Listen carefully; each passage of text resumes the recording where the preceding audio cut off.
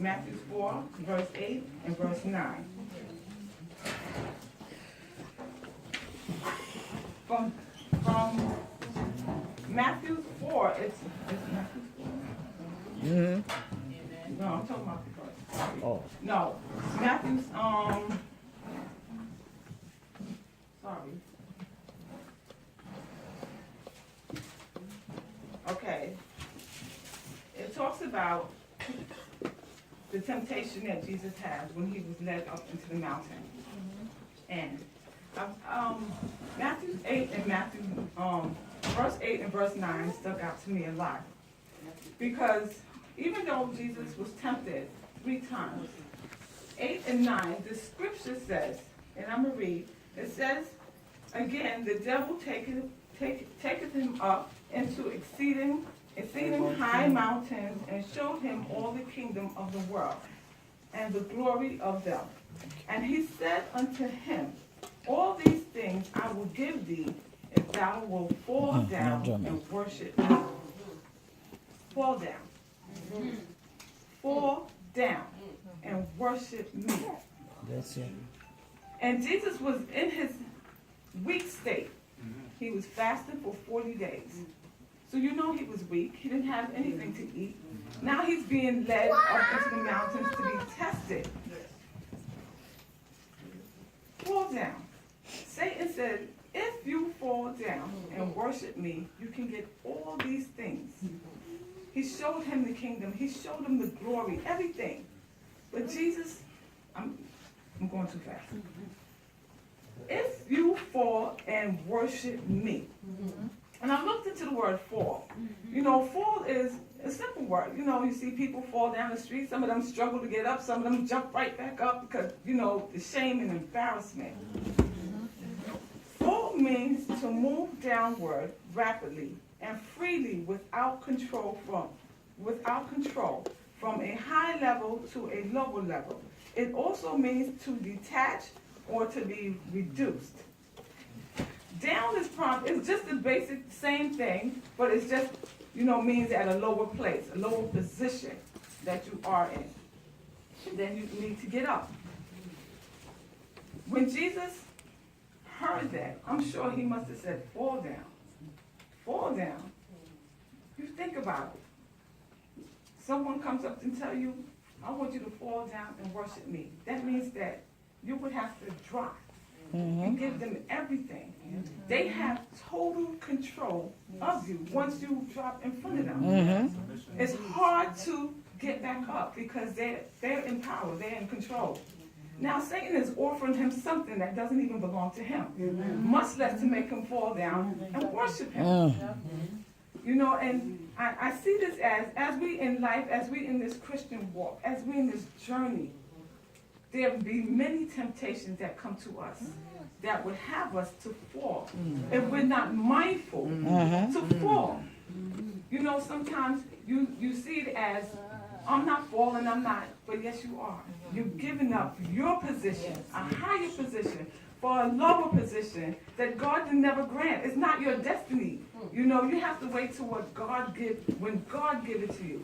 So many people today looking for a blessing, they're looking for a fast one, they want a quick one. They want everything that the world has to offer, but they forgot that Jesus said that this is not ours here to keep. This is not ours to keep. It's only here for a moment. So we ensure that some things we are not allowed to have in our walk. Some things we are not allowed to have. But everybody wants everything. Everybody wants cars and houses. I mean, if you look at today's society, and I think of our leaders of today that's supposed to be bringing the people to Christ, they're showing them the wrong thing. They're showing them what Satan has to offer. The houses, the mansions, the cars, the suits, the dress, the wife, top to the top, every single thing. But the word of God. So therefore, the congregation and people would want to what? Fall down to that. They lower, you know, because they don't know better. So therefore, they want those same things as well. Instead of reaching for what is really higher in Jesus Christ. They're reaching for something that is lower. These things, when the end time comes, these things will burn up and rust and everything. We can't take nothing with us, not even the clothes on our back. Because when we go to Christ, when we meet Him, it's a different clothing. We are in white garments. We are purified. It's not the things of the world. So imagine when He tells him, fall down and worship me. If you look in Daniel's, Nebuchadnezzar did the same thing too.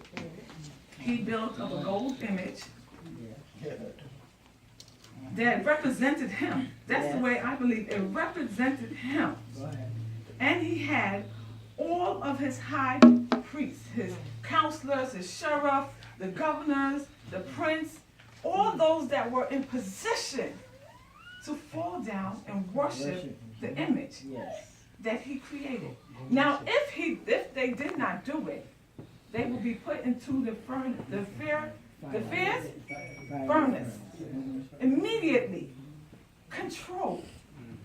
Serious control. So they had no other choice. Even if they said in their heart they did not want to do it, because of death, they would do it. That's where it was led to. Control. To make them worship him. Because he probably knew that some of them would not fall down. So in order for them to fall, I'm going to tell them right away, that's it. So they had no other choice but to fall down. And when they hear the music, and he stated piece by piece, exactly, step by step, exactly what he wanted them to do. When the music starts to play and all the instruments play, then you would fall down and worship the image. Satan, fall down and worship me, and I will give you these things. Nebuchadnezzar said, fall down. If you don't fall down, I will kill you. Simple as that.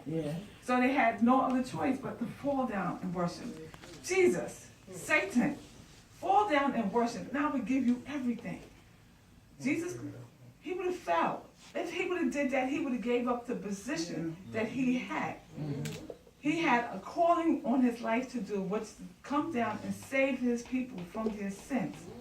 So imagine giving up that position. He knew what God had on his life because he was at the baptism. When he heard that this is my son who I am well pleased. So he know that like this man, let me see if he's going to worship me. Let me see if I can bring him down like I did in Adam in the garden. I got him kicked out the garden. Because I allowed him, I touched his wife. And she was open, she was innocent. She didn't know because she said the enemy beguiled me. Do you not know that continuous lies, what they do to a person, weaken them? Weaken their mind because you're constantly hearing these lies. It doesn't sound good. Did God surely say that you was going to die? Are you sure? He put doubt in her mind. So she went with it. She passed it on to the man. Y'all know the scenario. But they got kicked out of something Adam was controlling himself. He named the animals, every single thing. He nourished the garden, every single thing. Adam he done it. And Satan had him kicked out. Had him kicked out.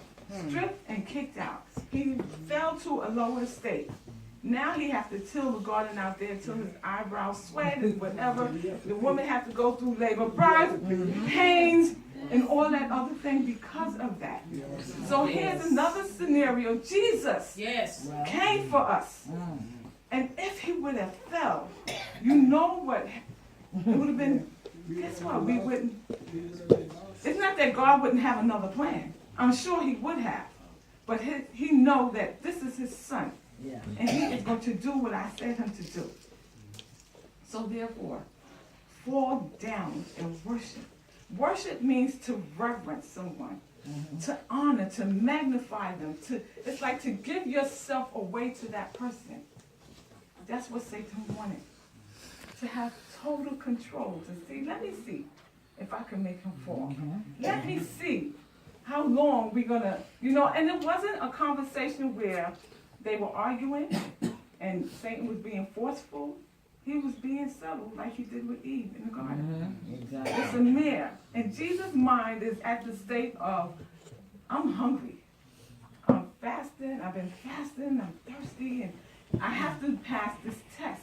Because it shows us, it's an example for us that even though we go through stages and we're fasting and praying, there will be temptation. And even if we're not fasting, there will be temptations, that will catch us off guard, that can make us fall from the state that we are in to a lower state.